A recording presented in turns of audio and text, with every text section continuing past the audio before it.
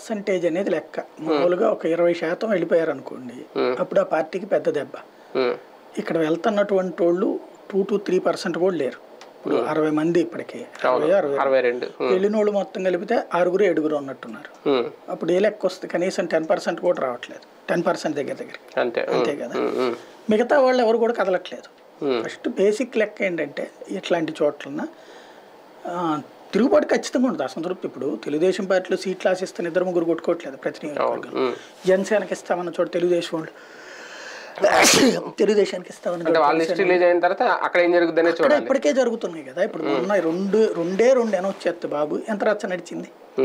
అట్లాగే కేసీనేని చిన్నిందేస్తే కేసీనేని నాని ఇంట్లో కూడా చేశాడు. అట్లాగే ఇక్కడ ఉంటాయి సహజంగా, లేకుండా ఎందుకు ఉంటాయి? ఉండాలి కూడా. లేకపోతే ఆ పార్టీ వేస్ట్ అని అర్థం. అది నియంత్రణతో పార్టీకి అయిపోయినట్టు.